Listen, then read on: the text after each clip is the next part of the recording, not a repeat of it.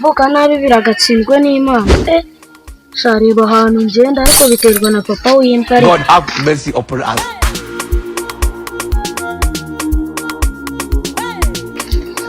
Asubundi nkuru rusaza rwagira rwabyukiye. Ndabizi rwagiye kuzerera ngo rwagiye kwahe. Nope. Ako nimbwa kabisa. Reba umuntu inzarira nyinshi reka ngutegereza. Maze igiye kwicwa n'inzara ubundi rwagiye.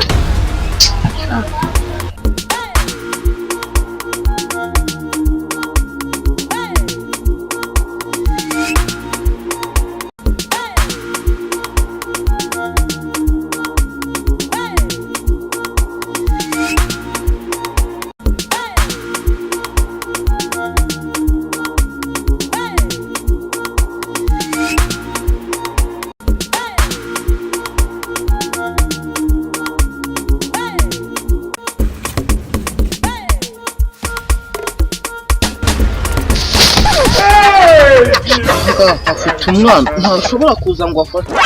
kandi amata kuyanywa n'uwambere ako ntawubura byose kandi ubu narabyaye ko cyanaherekeje abana. It was at this moment that he kagenda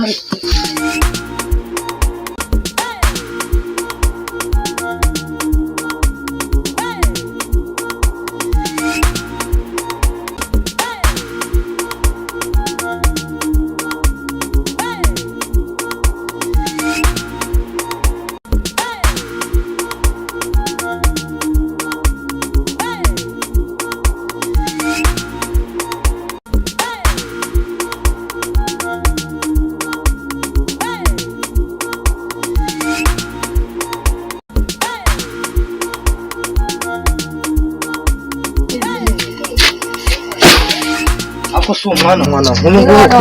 kuki utakuye hano n'isaramu ndwara amafaranga arimo se ndakubura ngiye kandi nagiye kwishakira amafaranga nese wari kubashaka y'ubundi wari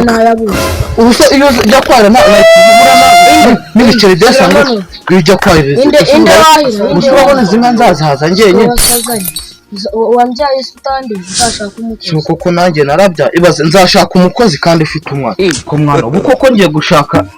umukozi kandi ufite umwana wakajya ufasha izi nka tukajya dukama tukagurisha abone nkabona amafaranga yo gutanga mituweli n'amashuri kugira ngo ukunde wiga ariko uranzurana ukariranye nose ko nge nabirundushe ari imantoro yaguka God have mercy. Ntabwo yamase nose wabona nose dore nzanye twatsi dukeya rino zuba wasaza hafi ubundi wabyariraga cyarwa n'umutindisha n'umwereza mwana wowe n'isi umutindi narakureze urakura reba ahantu ugeze none utangiye kubyina basi ubira umukire uyu ntabwo ndi umukire ariko ibyo mfite izi nka zose nazikuye mu maboko yanjye ntabwo ari izo shawe nzakuriza amereza urufunguzo nigire mu nzu dore n'inzarira na nyinshi mwana azakubita akira ariko bizakugora pe ayigira imana nanjye izampa umukozi ariko byihore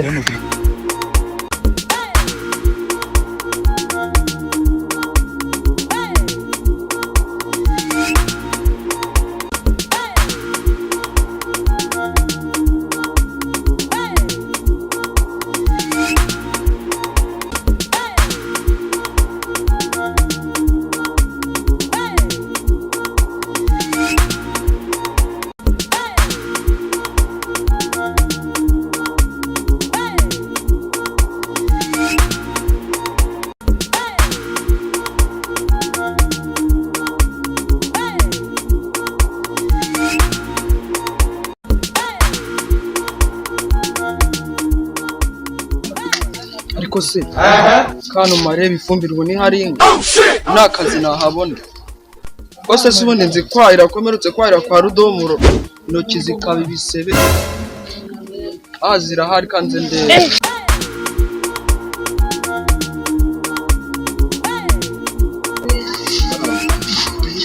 wiriwe muze meze bite se mwa neza uragengwa n'icyano ninjye kwaka akazi ko kwahiriza inka zawe nawe nari nanziza ubu se uturutse hera igiriya yo bigwa ese sha ngo ufite irangamuntu mwa nose ko tushaka gukora akazi nkarangamuntu bajya bazafunge mwa yose ubuzima bwaranze ubuzima bwaranza ariko ibi bintu ntago leta ibyemera gukoresha abana bakiri bato batagira irangamuntu ko bashyiramo n'imwe bose izo ningushyiramo imwe banafunga bakanjyana muri gereza ese uragira ngo nubwo shaje ubuzima bwanjye mbumare ndi muri gereza bose akazi nabo gasaba irangamuntu kubera se iki Rose abapolisi basigaye barinda ubwato ahubwo si ukuburinda gusa ubundi abapolisi bashinzwe kureba nyine ahantu hari umutekano muke abizi leta yacu ntabwo ibintu ibyemera ahubwo biba byiza wasubira mu rugo ukajya kwiga hariya mu gishanga nta mutekano batezayo hariya wakubanje nawe se ubwiwe n'icyago ko badanahari nose ari ahantu batagera mbwira ngo ufashe iki nshaka akazi bose ntabwo ibintu bishoboka singiye gufungura nubwo ndi umusaza nzajya nemera nihiringe njyenyine nta rwose bose wambabarira rwose ukakanga ako ntubabarira iki urajya ubundi turebe mu ako gafuka ibintu biri turebe ibintu birimo aho ngaho ubundi ubu ntiwasanga uri marine bamwe barara muri marigo nabwirwa n'iki kwanze gusha ukureka ngo ndemo wasanga si ibyanjye none nshaka no kuntegekera ku byanjye ibintu ntabwo bishoboka ahubwo genda ushakira ahandi kuko njye ntabwo ngiye gufungwa ngo ndakwitange bosi none byambwiraga ndabyemeye kuko n'itike ko yanshiranye ndakoresha ubundi se ubu ngubu genda ntabwo uri bubure imodoka upandane kugeza iwanyu ndemeye none ubu nta kibazo reka nanjye gushaka irangamuntu wowe nubona irangamuntu uzagaruke nguhe akazi nta kibazo yego bwose